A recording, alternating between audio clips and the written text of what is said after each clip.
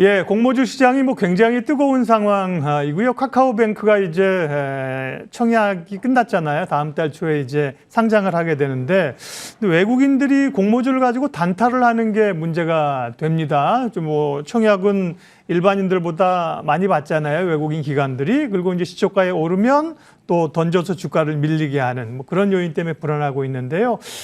청약 시장에서 외국인들 행태 무엇이 문제인지 취재 기자와 함께 점검하겠습니다. 허윤영 기자 나와 계십니다. 어서 오세요. 안녕하십니까. 네, 뭐 공모주가 뜨겁고요. 가장 최근에 이번 주 월요일, 화요일 날 이제 카카오뱅크 마감했잖아요. 네. 청약 결과부터 좀 정리해 주세요. 뭐 한마디로 말씀드리면은 신기록을 갈아치웠다. 그만큼 뜨거운 관심을 받았다라고. 경쟁률은 별로 안 높았는데 금액상. 맞습니다. 네네. 네. 그래서 기관 투자자 대상 수요 예측에서는 청약 증거금이 2,585조 원을 기록을 했습니다.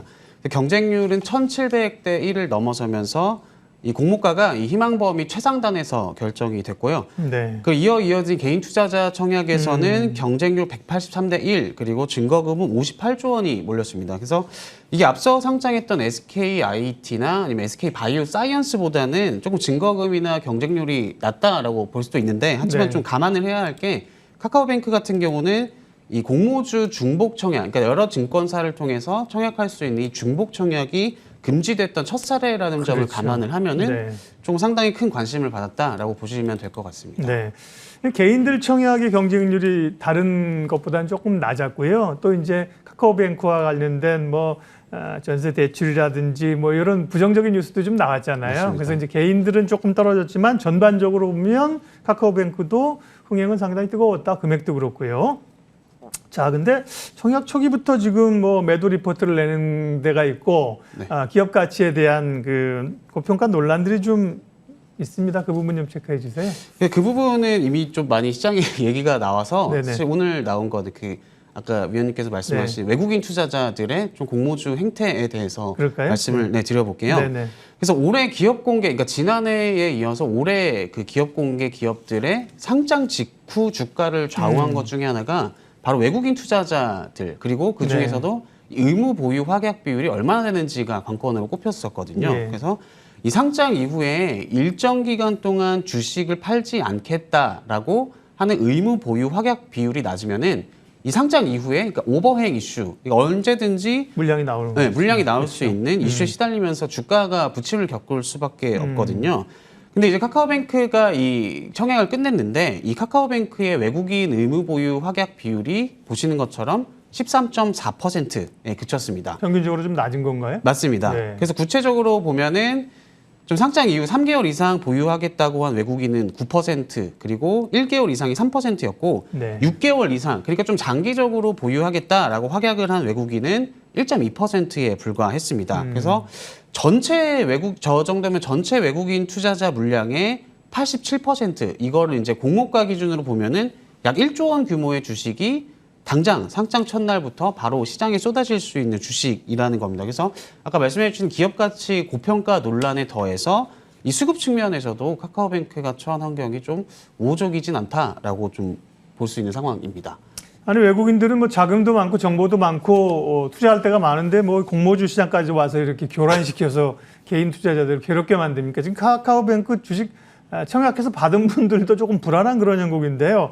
카카오뱅크 외국인 이 단타에 대한 우려감들은 수요 예측 전부터 있었다면서요? 맞습니다. 그래서 이 공모주를 청약을 할 때 그 주관사들, 그러니까 증권사들이 네. 이 대신 청약을 하잖아요. 그 투자자들을 모아주는 역할을 하는데 근데 카카오뱅크 같은 경우는 외국계 상장 주관사, 그러니까 외국계 증권사가 이 가져가는 공모주 물량이 많았습니다. 그래서 카카오뱅크의 그 공모 규모는 이제 공모가 상당 기준으로 2조 5천억 원 정도 되는데 이 중 외국계 주관사에 배정됐던 규모가 한 48%, 그러니까 절반에 달하는 주식이 이 외국계 증권사를 통해서 청약이 이루어졌다라고 보시면 되고, 그래서 이게 이 외국계 증권사 비율 이 48%는 올해 상장한 기업들 중 가장 높은 비율입니다. 거의 그러니까 절반을 가져갔네요. 네, 맞습니다. 예. 근데 여기에다가 이 뚜껑을 열어보니까 이 가져간 주식이 많은 데다가 외국 증권사 가져간 주식이 많은 데다가 거기에 더해서 외국인 투자자들의 의무 확약 비율도 낮아서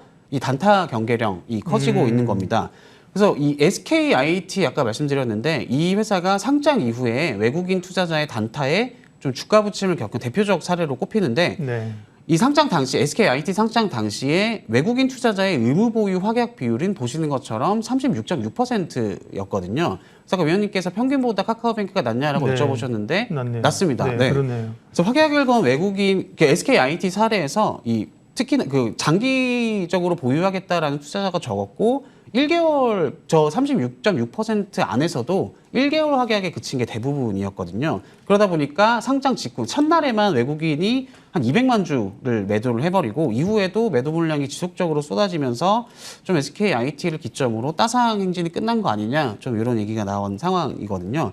그런데 이제 말씀드린 것처럼 카카오뱅크의 의무 확약 비율은 보시는 것처럼 SKIT의 절반도 안 된다. 네. 그래서 오히려 더 경계감이 더 커지고 있다라고 그런 상황에 있습니다. 물론 공모를 주관하는 회사에서는 흥행에 성공해야겠죠. 예, 네. 그래서 이제 외국인이나 기관들에게 이렇게 물량을 많이 주는 건데 사실은 개인 투자자들이 그래도 조금 안정적으로 수익을 낼 수 있는 게 공모주 아닙니까? 네. 그런데 이렇게 외국인 기관들이 흔들어대면요. 그러니까 언제까지는 안 팔겠다라는 그 의무 확약과 관련된 비율이 외국인은 원래 공개가 의무가 아니었습니까? 이번 공개를 이번에 새롭게 한 건가요? 맞습니다. 네. 원래 이전에는 방금 말씀드린 네. SKIT 사례에서 이 공모주 시장에서 외국인들 때문에 말씀하신 것처럼 네. 개인 투자자들이 손실을 본다. 그런 문제를 금융당국이 인지를 해서 이 외국인 투자자의 의무 보유 확약 비율을 상세히 공시하도록 규정을 고쳤습니다. 그래서 이전에는 어떻게 이루어졌냐면은 이 기관 투자자, 그러니까 한 번에 좀 묶어가지고 해외든 국내든 기관 투자자를 통합으로 묶어서 이 의무 확약 비율을 하나로 통합해서 공시를 했는데 이제는 이 카카오뱅크 사례에서는 이 기관, 국내 기관인지 그리고 해외 기관의 확약 비율이 얼마인지 이거를 좀 상세히 알 수 있도록 고친 겁니다. 그래서 그러니까 이 확약 비율을 왜 공개를 했냐면은 이 투자자분들에게 이 참고 지표를 활용하라라는 목적이었거든요. 그러니까 이 외국인 확약 비율이 만약에 낮다 그러면은 상장 첫날에 상장 이후에 외국인 투자자의 대규모 매도가 있을 수가 있구나라는 걸 보고 나서 청약 판단을 할 수가 있는 그런 걸 돕도록 한 지표인데 그래서 카카오뱅크가 방금 말씀드린 것처럼 이 확약 비율 공개 의무화의 첫 사례였는데도 오히려 SKIT보다도 외국인 확약 비율이 낮게 나온 겁니다. 그러니까 좀 비틀어서 보면은 외국인 투자자들은 이 당국에서 이게 문제가 돼서 확약 비율 공개하라라고 어떻게 보면 경고일 수도 있거든요. 네. 그런데도 여기에 좀 아랑곳하지 않고 그래도 이 외국인 우리는 단타를 하겠다 좀 이런 의지를 내비쳤다라고 볼 수 있습니다. 그래서 말씀하신 것처럼 일부 개인 투자자분들은 이럴 거면 확약 비율을 공개하는 게 무슨 소용이냐. 왜냐하면은 SKIT 사례에서 그걸 통해서 개선을 했으면은 좀 확약 비율이 낮춰야지 좀 정책에 효과가 있다라고 납득을 할 수 있을 텐데. 예. 그래서 뭐 확약 비율 이 공개 자체가 물론 그 투자를 하는 데 있어서 참고로 활용할 수 있는 지표인 거는 맞지만 하지만 좀 일부 개인 투자자들은 이 공개를 하면서 외국인 확약 비율이 좀 높아지길 바라는 거죠. 기대감이 예. 있었는데 네. 좀 이런 걸 기대했던 투자자 입장에서는 좀 아쉬울 수 있다라고 그런 대목을 볼 수 있을 것 같습니다. 그러다 보니까 개인들도 공모하시면서 주식을 몇 주 못 받지만 받으면 지금부터 이 회사를 장기적으로 투자하겠다는 분이 별로 없어요. 네. 이런 요인들 때문에 일단 팔고 다시 사더라도 네네. 이 외국인들의 단타 문제 이런 게 그런 거를 교란하는 요인이잖아요. 네. 지금 그러면 확약 비율 공개뿐만 아니라 앞으로도 이 문제가 계속 제기되고 뭔가 또 좀 추가적인 대책이나 제도 개선이 필요해 보이는데요.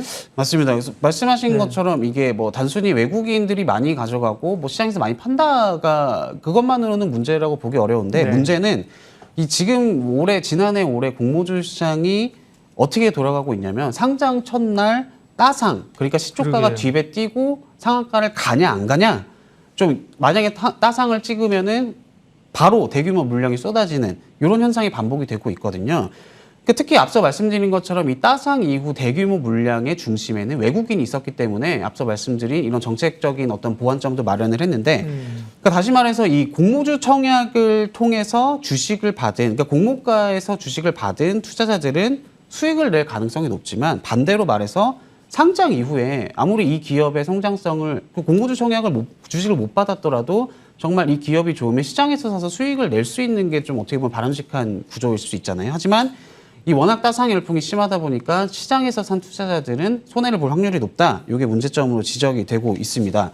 그래서 이런 좀 따상 이후 매도 이런 현상이 좀 고착화되면은 이 공모가를 어떤 그 좀 부작용이 있을 수 있냐면은 공모가를 정하는 과정에서 이 시장의 가격 발견 기능이 좀 제 역할을 하지 못한다. 이런 문제가 제기가 될 수가 있거든요.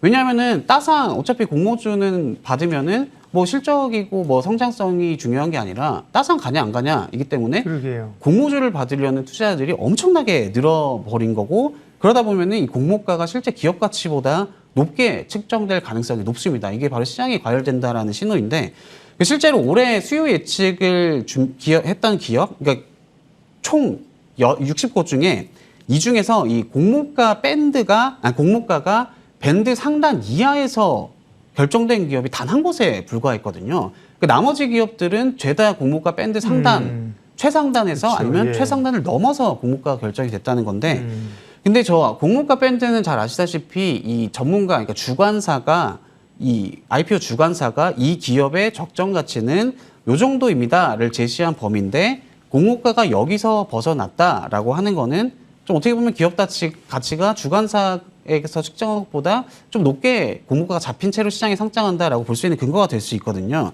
그래서 이게 좀 좀 공모가 고평가 논란도 외국인의 어떤 그런 행태가 공모가 고평가 논란도 좀 야기하고 있다라는 지적이 나오고 있고 좀 요즘에 그나마 긍정적인 거는 이 공모가 고평가에 대한 경고가 이 당국뿐만 아니라 시장에서도 나오고 있다는 점입니다. 아까 위원님께서 말씀하신 것처럼 이 BNK 투자증권이 이 카카오뱅크의 일반 투자자 청약 첫날, 그러니까 지난 26일이었는데 매도비 리포트를 냈거든요. 이게 굉장히 이례적인 리포트인데 그래서 이 하반기에도 좀 크래프톤 그리고 뭐 비롯한 여러 대여급 기업들의 상장이 줄줄이 좀 이어질 예정인데 이 공모가 고평가 문제와 함께 이 말씀드린 외국인 투자자의 좀 단타 문제가 지속적으로 좀 제기가 되지 않을까 그렇게 전망해 볼 수 있을 것 같습니다. 예, 이슈 지적, 공모 시장에서 외국인들의 단타가 시장을 결혼하고 있다는 얘기 허윤영 기자와 함께했습니다. 잘 들었습니다. 감사합니다.